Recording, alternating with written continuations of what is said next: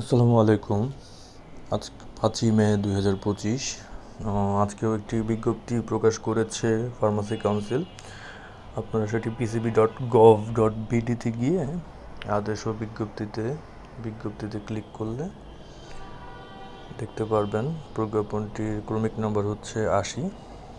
শিরোনাম হচ্ছে সার্ভারে কারিগরি ত্রুটির কারণে 64তম ব্যাচের ফার্মাসি সার্টিফিকেট রেজিস্ট্রেশন কোর্সে ভর্তি সংক্রান্ত।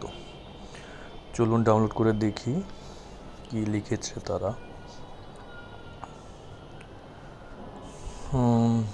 জি, এই যে 5ই মে 2025 জানানো যাচ্ছে যে সার্ভারে কারিগরি ত্রুটির কারণে ভর্তির আবেদন A, B এবং C রেজিস্ট্রেশন ও নবায়ন কার্যক্রম সাময়িক বন্ধ রয়েছে। আমরা অসুবিধার জন্য দুঃখিত। এবং পরে তারা সার্ভার পুনরায় সচল করলে ফার্মাসি কোর্সের ভর্তির আবেদন শুরু 48 ঘন্টা পূর্বে ওয়েবসাইটে এবং ফেসবুক পেজে জানিয়ে দেবে। তো আমাদের আসলে ধৈর্য ধরতে হবে। সবাই ওয়েবসাইটটি চেকের উপর রাখবেন। আর কোনো আপডেট আসলে জানিয়ে দেওয়ার চেষ্টা করব। ধন্যবাদ।